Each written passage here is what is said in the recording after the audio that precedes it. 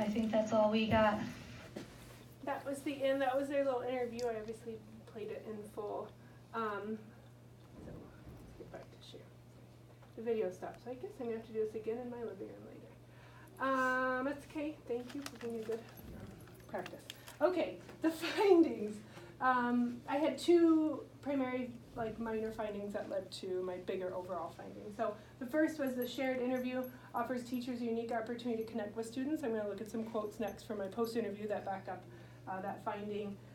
And the second one was the shared interview allows even reluctant students to share thoughts in space with their teacher. So you notice kind of in there that he was kind of he wasn't the most talkative guy, right, to do that. So, but even someone who's reluctant to do it. So I wonder if the teacher shared first, oops. If it would make him I wonder too. more open. It might, yeah. So this is a quote from our teacher. I do Teacher Tuesdays where I select 2 kids and they eat lunch with me, but it's with their friend and it's very casual, and this was a little more formal with questions, so that's why she felt that, although she does, and I have observed in her classroom lots of relationship buildings, classroom meetings every day, so she's already working very hard to, but even so even a teacher with a lot of buy-in and relationship stuff can benefit from this.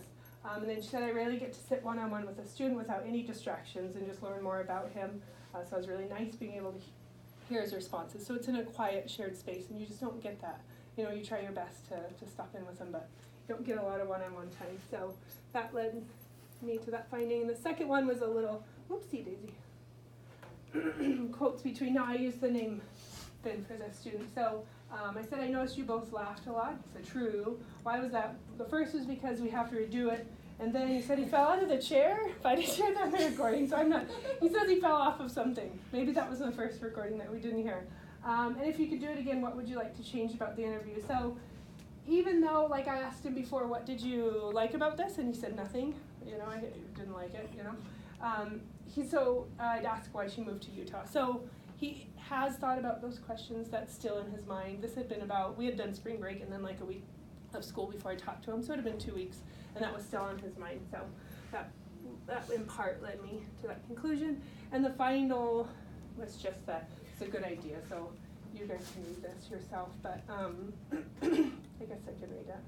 I feel just closer to him in general. My parents were coming and he knew that little secret, so after we were talking in the hall one day, I thought it was something he could ask my parents when they come, and it was cool having that inside secret between us. I think it made him feel special, and I'd love to install that in every student. And then just getting that one-on-one time with him was really good. Now, if you'd like to watch my class for the whole day and I could pull them out individually, then we could do all of them. So even though my research, so one of my limitations, it's a very small study, right? We're looking at one teacher and one student. Unless she was just being nice to me, we would find from here that it was of use, yeah, and that she'd like to do it with all our students. So my final conclusion was, and that's what those last quotes were, a shared interview can help improve the relationship between a student and a teacher. And when I asked, I didn't have on there, but that if she'd noticed any differences, she had said yes. And when I asked the student, Sim, he said kind of, which is one of his favorite things to say. So it's not super conclusive, but this was after saying I didn't like it and I hate interviews. He said yeah, kind of. So it's harder for kids to speak about that in a way. So really important, like I said, in action research is the next steps. So the next steps would happen in the 2019 and 20, is that where we're at? Yeah. School year. Set up a small semi-private recording booth, maybe within a library, that'd be nice. Send out an interest survey after a month in school, so after we've been here about a month. That would be to all of you to see if you wanted to participate. I think doing it at the end of the school year was still a useful exercise, but at the beginning, after a month, we've kind of identified maybe who we'd like to. Maybe you want to do your whole class, that's okay too. Send a relationship survey to any teachers who identify as wanting to do this. And then they just do one quick survey for every requested student. I would attend to the class while the teachers record their interviews, and then send brief post-interview survey and collect that data and look for trends. See if that's making a difference within our school to have that time to anybody who's interested.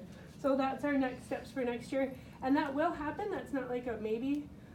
I really want that to happen, and I've got some support, so that'll be our next step. I hope I played kind of a lot of video, so I had to rush through the rest. It was really important to me that you guys heard our example here from our school, and another example, I think, I don't know, that speaks louder than any words I could tell you about what the research says. I can share, if you want, any of you, there's a lot of references in here and such. Also the StoryCorps website, in case you're interested in that, I can shoot that out to you.